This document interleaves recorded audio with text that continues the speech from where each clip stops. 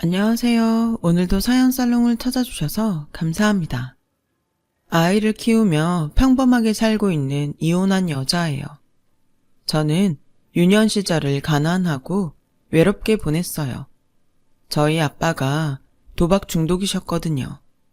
매일 밤마다 엄마 아빠는 돈 때문에 그리고 아빠의 도박 때문에 싸움을 벌이셨고 긴 싸움 끝에 더는 희망이 없다고 생각한 엄마는 저를 데리고 도망치듯 집을 나와 아빠와 헤어지셨어요. 하지만 경제적 능력이 없었던 엄마는 저를 데리고는 도저히 힘이 드셨는지 시골집에 있는 외갓집에 맡겨두셨고 막무가내로 엄마와 떨어지기 싫다는 저에게 엄마가 돈 많이 벌어서 데리러 올게. 그때까지 할머니, 할아버지 말씀 잘 듣고 있어. 라는 말을 남긴 채 엄마는 돈을 벌러 서울에 가셨어요. 시골에 남겨진 전 또래도 없고 놀거리도 없어서 늘 심심하고 외로웠죠. 할머니와 할아버지는 밭일과 하우스 농사를 지으셨기 때문에 저는 거의 하루 종일 혼자였거든요. 그리고 저녁을 먹을 즈음엔 제가 다 듣고 있는데도 할머니와 할아버지는 아빠의 흉을 보거나 엄마를 걱정하느라 집안 분위기는 좋지 않았어요. 그렇게 한 8년 정도를 살았고 저는 또래보다 그늘도 많고 조숙한 아이가 되었어요. 그리고 제가 중학교에 갈 무렵 다행히 엄마가 정말로 저를 데리러 오셨어요. 이후부터는 엄마와 함께여서인지 저는 예전보다 밝아졌고 고등학교와 대학을 나올 수 있었죠. 하지만 엄마는 여전히 혼자 힘들게 돈을 버셔야 했고 저의 학비를 대느라 저희 집은 늘 경제적인 여유가 없었어요. 그래서 저는 엄마의 부담을 최대한 줄여주고 싶어서 장학금을 받거나 아르바이트를 하며 지냈는데 그렇게 대학 3학년쯤 되니 이것도 계속해서 이골이 났는지 제 나름의 일상이 되어버렸어요.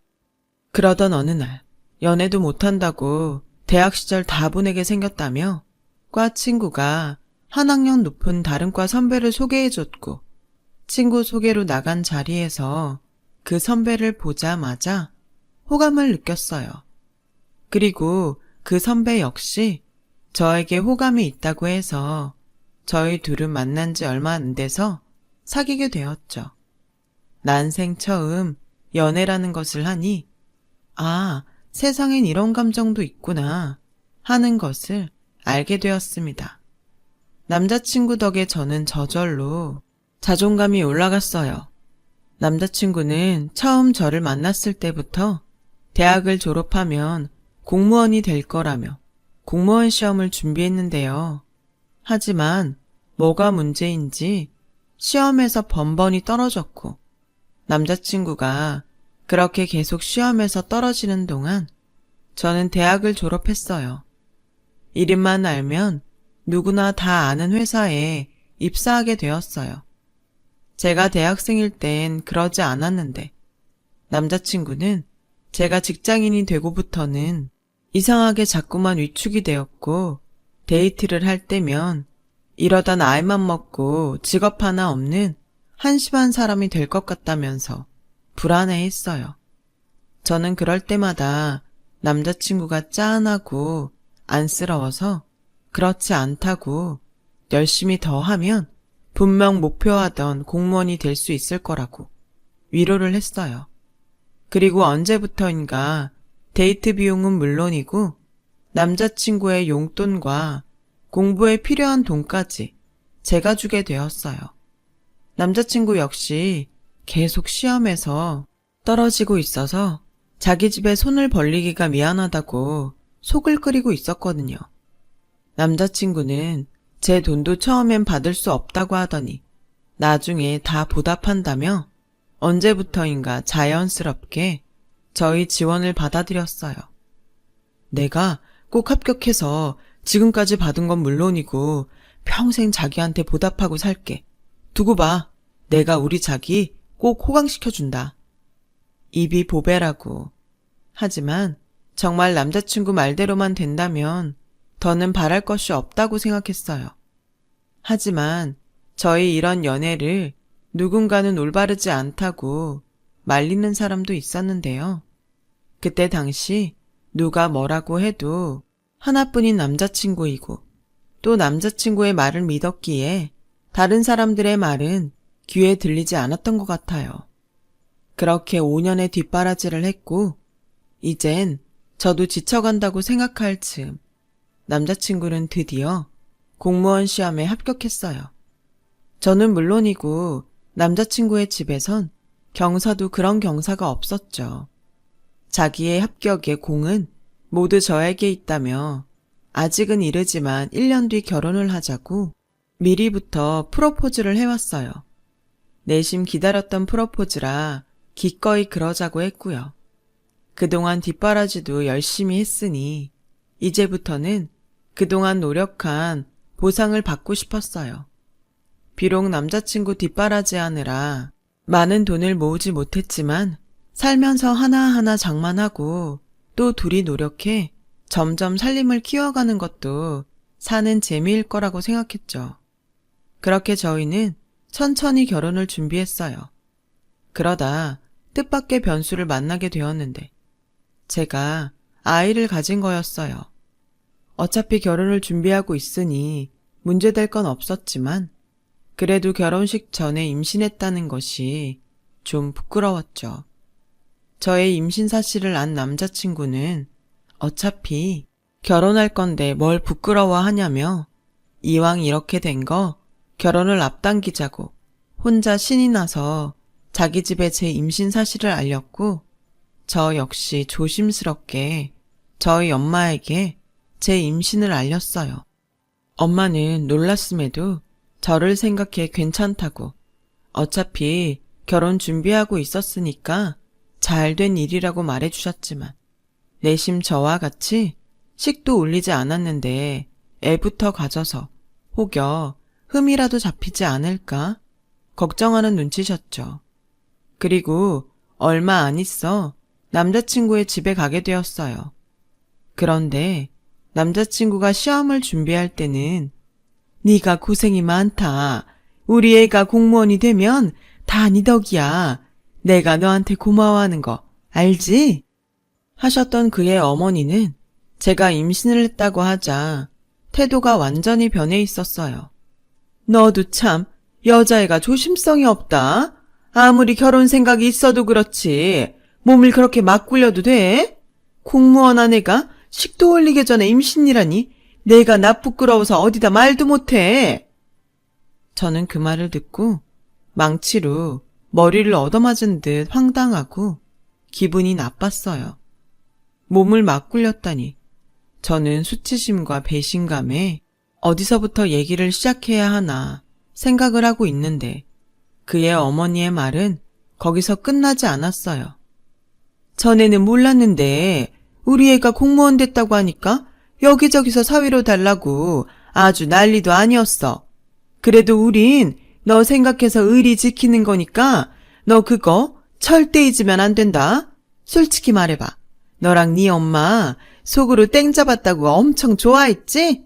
그러니까 피임도 안 하고 덜컥 애부터 가졌지. 하기사 네가 또 어디서 우리 아들 같은 공무원을 만나겠니?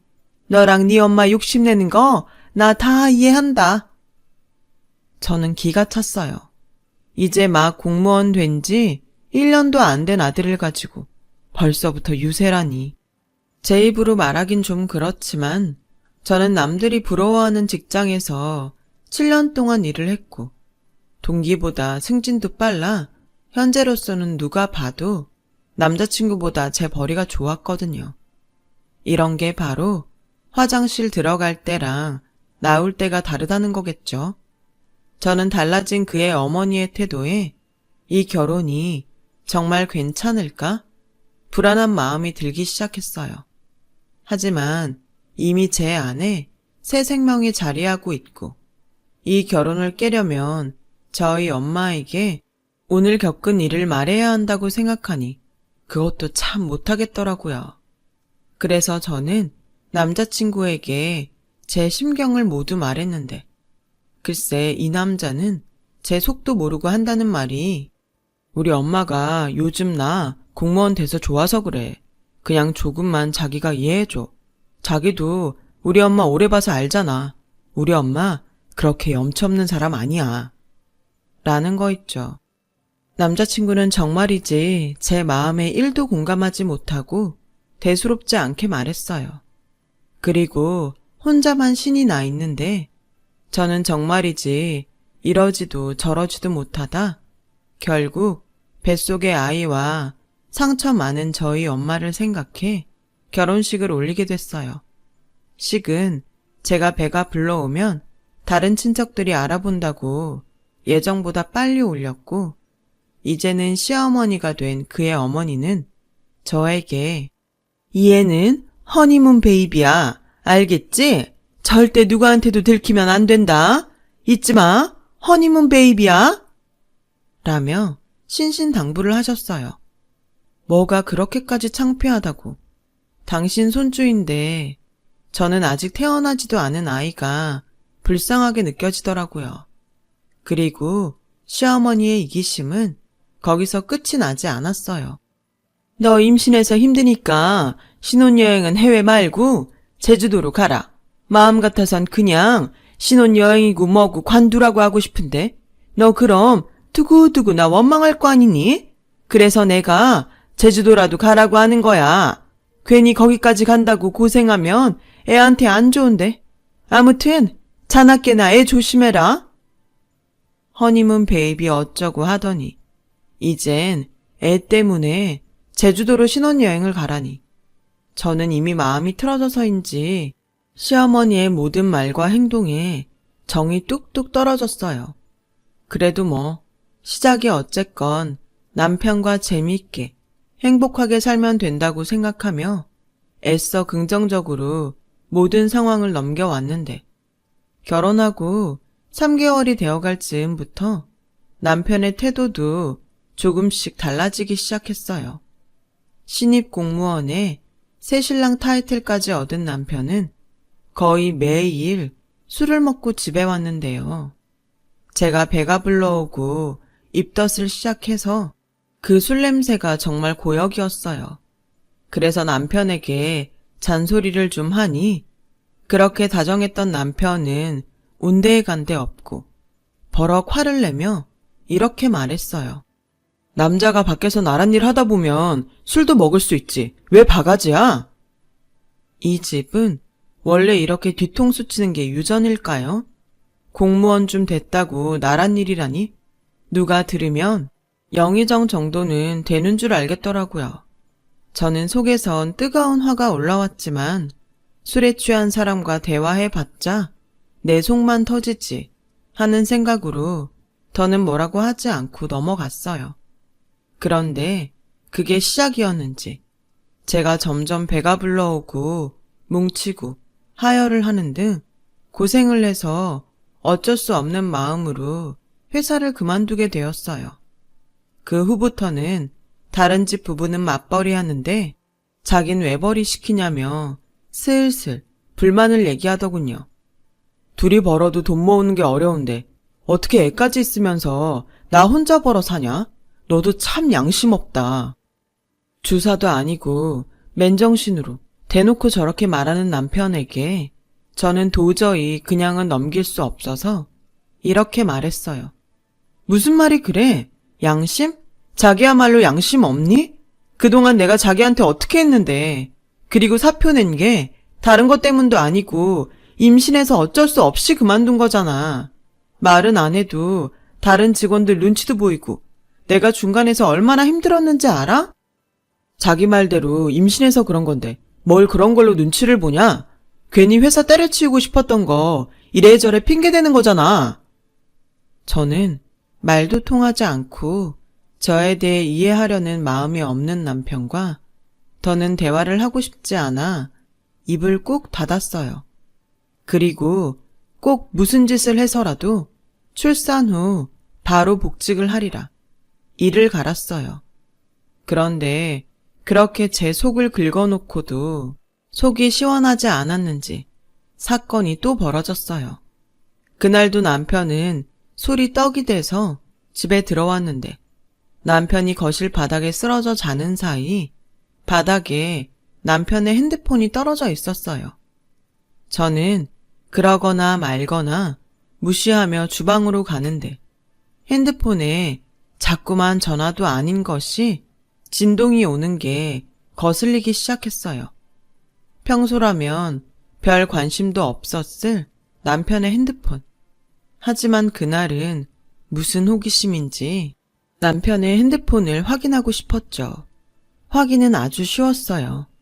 평소 제가 자기 폰에 관심이 없다는 걸 안 남편은 그 흔한 핸드폰 패턴도 없었거든요. 그렇게 손쉽게 확인한 남편의 폰은 정말 충격 그 자체였어요. 남편은 세상 무서운 줄 모르고 그동안 여러 업소에서 술 접대를 받고 다녔던 거였어요. 그리고 술뿐만 아니라 업소 여자와 바람이 났는지 핸드폰 갤러리에는 이상 야릇한 사진들이 100장도 넘게 저장되어 있었어요. 저는 정말 기가 막히고 코가 막혔는데 문자들과 사진이 저장된 날짜들을 확인하니 저와 막 결혼했을 때부터 이 남자는 그러고 다녔다는 걸 알게 되었어요. 저는 갑자기 알게 된 충격적인 사실에 너무 놀라서인지 손이 벌벌 떨리더라고요. 공무원 밥 먹은 지 얼마나 됐다고 이 인간이 미쳤구나 싶었죠. 그리고 저도 곧 이성을 놓고 술에 취해 뻗어있는 남편을 깨웠어요. 고래고래 소리를 지르면서요. 남편은 짜증과 귀찮음을 일관하더니 제가 핸드폰 사진과 문자를 봤다고 하자 정말 술이 확 깨서 벌떡 일어나더군요. 그러고는 얼굴이 하얗게 질려서는 이렇게 말했어요. 자기야, 오해야. 난 그냥 쫓아가기만 한 거야. 선배들이 가자고 하는데 말단인 내가 무슨 재간이 있어. 자기야, 믿어줘. 남편의 그런 소리를 듣고 있자니 저는 너무 어이가 없으니까 헛웃음이 나왔어요. 말도 안 되는 소리잖아요. 이렇게 즐거워하는 사진들이 가득한데.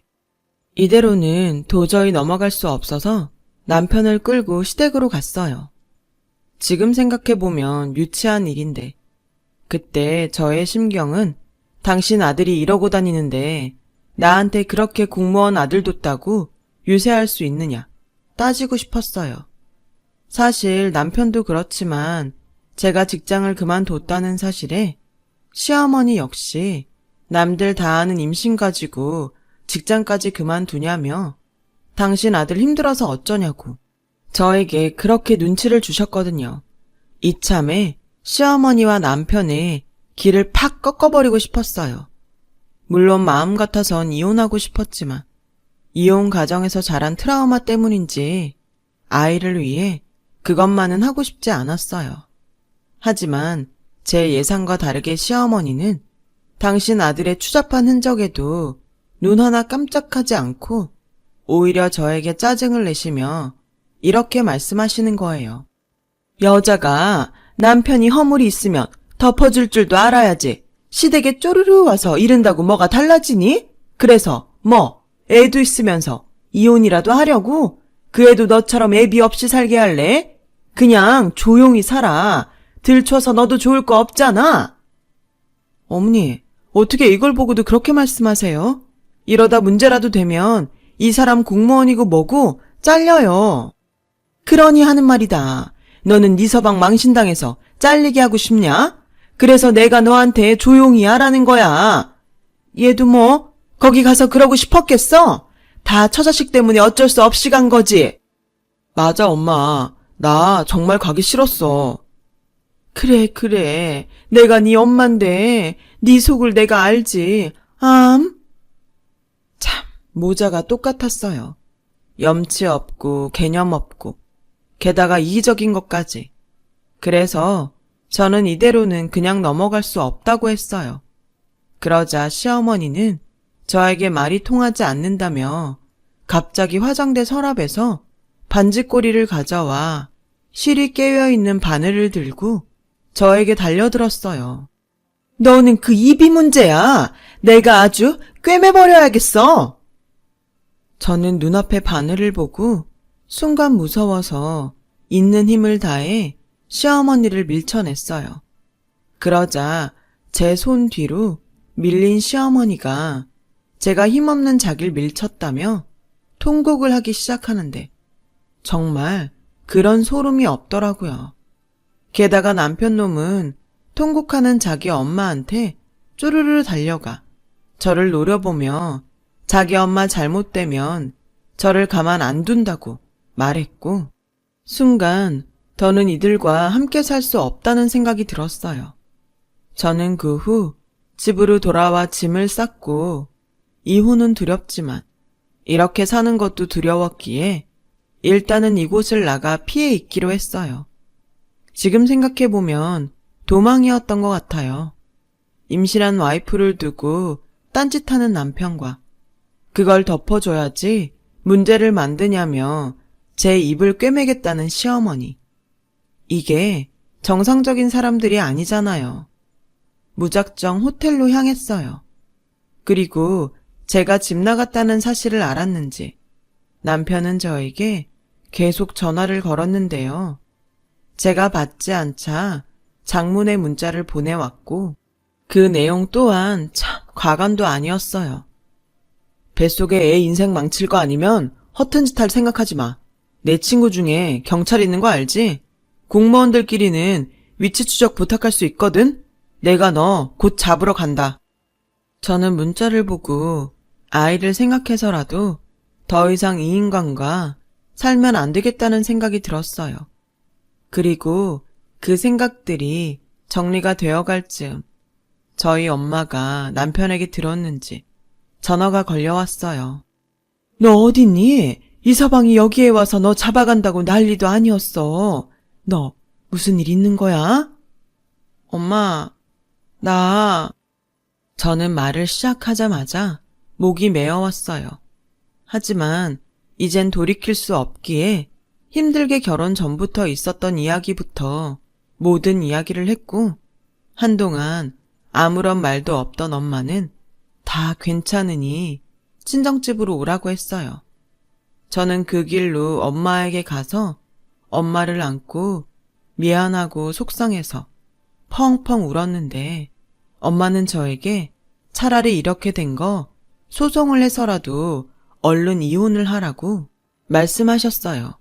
그리고 그 다음 말을 해주셨는데 지금 생각해도 정말 이런 일이 나한테도 일어날 수 있는 건가 싶어요. 엄마가 그냥 뭐라도 희망이 있으면 좋겠다 하는 생각에 10년 넘게 일주일에 한 번씩 복권을 샀어. 근데 그게 1등이 된 거야. 원래 이런 건 소문내면 안 된다고 해서 그냥 쉬쉬하고 있었는데 차라리 잘 됐다. 너 빨리 그런 집이랑 인연 끊어. 괜히 이 돈 알면 너 붙잡고 늘어질 테니까. 엄마는 다음날 복권 당첨금 중 50억이란 큰 돈을 저희 통장에 넣어주셨어요. 이혼도 하고 지낼 곳도 마련하라고요. 저는 엄마의 말에 용기를 얻어 남편에게 정식으로 이혼을 하자고 했어요. 남편은 진지하게 집에서 이야기하자고 했고 저는 어차피 제 짐이 모두 그 집에 있으니 알겠다고 했는데 집에 가보니 남편은 시어머니를 모셔와 저를 기다리고 있더군요. 그렇게 저를 본 시어머니는 다짜고짜 저에게 그때 네가 나 밀어서 나온 진단서다 라며 서류를 제 앞에 던지셨어요. 서류를 확인하니 당신 꼬리뼈에 금이 갔다고 어디 동네 의원에서 전치 8주 진단서를 가지고 오셨더라고요. 이혼? 웃기지도 않아? 너 그 꼴랑 사진 쪼가리 믿고 까부나 본데 나도 너 때문에 이렇게 다친 증거가 있어. 어디서 내 아들을 망치려고? 그 아들을 망치는 게 바로 어머니세요. 그리고 제가 어머니를 밀쳤던 건 엄연히 정당방위였고요. 어머님이 먼저 임산부인 저한테 입을 꿰매겠다고 바늘을 가지고 덤비셨잖아요. 거봐, 넌 그 입이 진짜 문제야. 알았다. 네가 정 그렇게 이혼을 하고 싶으면 여기에 사인해. 시어머니는 무슨 보험회사 직원도 아니고 계속 서류 봉투를 제 앞에 던졌고 진단서에 이어 미리 각서를 준비해 오셨더라고요. 각서 내용을 확인하니 저는 다시 헛웃음이 나왔어요. 이혼하고 싶으면 남편의 지난 일들을 발설하지 않고 위자료와 양육비 등 어떤 금전적인 요구도 하지 않는다고 되어 있었어요. 그리고 만약 제가 남편의 일을 발설하면 위약금으로 저에게 5억을 청구한다는 내용이 적혀 있었는데 저는 기세등등한 얼굴로 조건을 하나 더 달자고 했어요. 그건 바로 이혼하고 어떤 일이 있어도 다시는 보지 않겠다는 내용이었죠. 이를 어기는 사람은 10억의 위약금을 물린다는 내용을 추가하자고 하니 시어머니와 남편은 괜히 제가 허세를 부린다며 비웃었어요. 너도 참 불쌍하다. 꼴에 자존심은 있다는 거지? 그래, 네가 원하면 추가해. 왜? 거기에 50억이라고 적지? 우린 하나도 아쉽지 않다. 저는 한 치 앞도 내다보지 못하고 아나무인처럼 나오는 시어머니 앞에서 호기롭게 사인을 했어요. 돈이 이런 사람들 앞에서 이렇게 자신감을 높여주는 건지 상상도 못했거든요. 그 각서 내용을 준비하면서 저 두 사람이 어떤 생각을 했을지 짐작이 되니까 절로 웃음까지 나오더군요. 웃어? 네가 사회생활을 그만두더니 현실을 모르나 본데 남자는 이혼해도 직업 좋고 인물 좋으면 조건 좋은 여자가 줄을 선다. 너 같은 거 하나도 아쉽지 않다는 말이야. 막말로 네가 친정에 돈이 있니 빽이 있니? 어디서 구질구질하고 말 많은 게 덜컥 애 나가져서 내 아들 거저 얻어놓고. 아, 그 애는 우리 핏줄이 맞긴 하니? 내가 정말 그것부터 확인했어야 했는데. 나도 그렇고 얘도 그렇고 사람이 착해 빠져서 네 말만 고지 곧대로 믿었지 않니? 이젠 그런 걱정 안 하셔도 되겠네요. 어차피 이 애는 당신들 얼굴 볼 일 없으니까. 그리고 제가 아무리 현실을 몰라도 이거 하나는 잘 알아요. 부정부패는 결국 패가망신이라는 거. 저 뭐 하나 가진 것도 없는 게 주둥이만 나불거리고 넌 언제고 그 주둥아리 때문에 화를 당할 거야. 막말 그만하시고요. 거기 꿀먹은 당신, 나 여기 사인했으니까 순순히 합의 이혼해. 그래, 각서부터 공증받고 나중에 후회한다고 취소해달라고 매달리지나 마. 나도 뭐 솔직히 진작부터 이혼하고 싶었어. 밖에 예쁘고 몸매 좋은 애들이 얼마나 많은데 나야말로 땡큐다. 저는 헤어질 때까지 막말을 쏟아내는 남편을 보고 이런 인간을 몰라보고 그 긴 시간을 보냈구나 하는 절망감도 들었어요. 그렇게 시간은 조금씩 흘러 저는 바라던 합의 이혼을 하게 되었어요.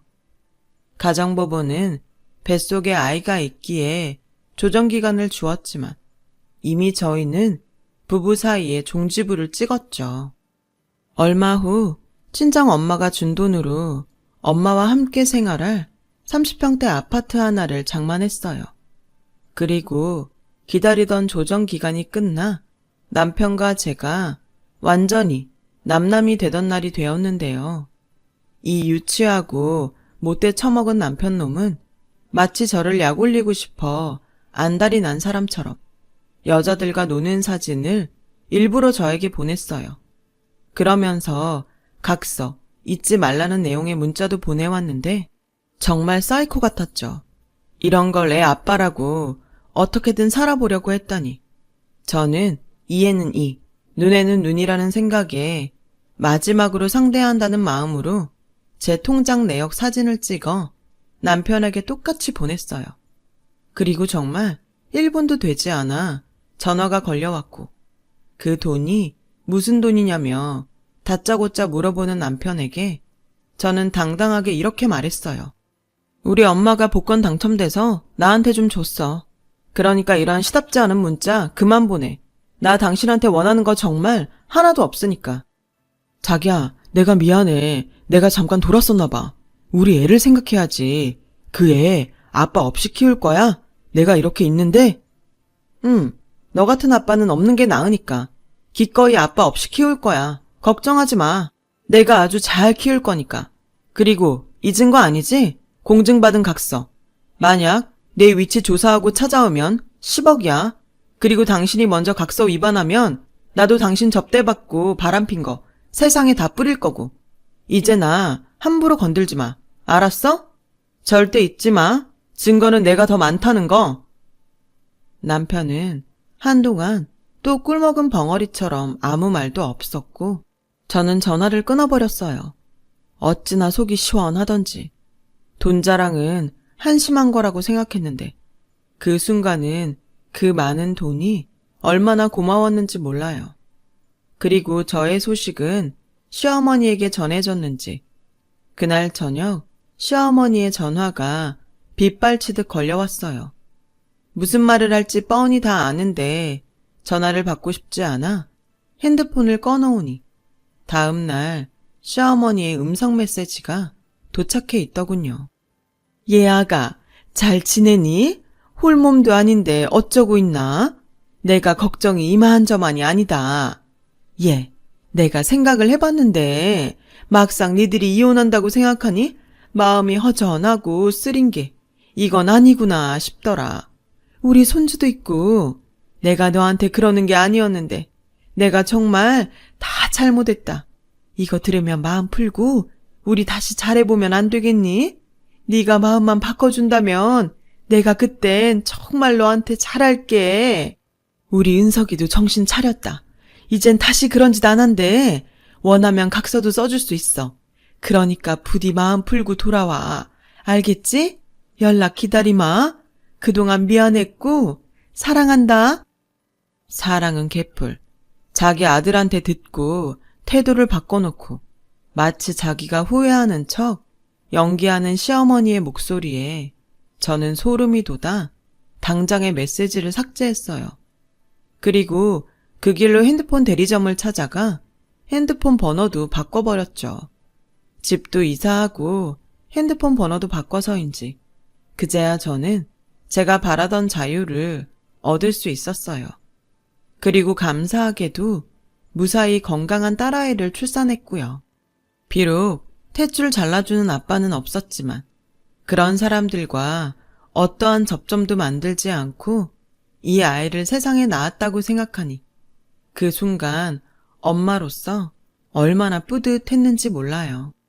원래 엄마란 세상에서 가장 좋은 것만 주고 싶잖아요. 그렇게 제 딸아이는 무럭무럭 자라 올해로 딱 3번째 생일을 맞이했어요. 마치 지난날 고생한 것을 보상이라도 받듯 아이는 건강하고 사랑스럽게 크고 있어요.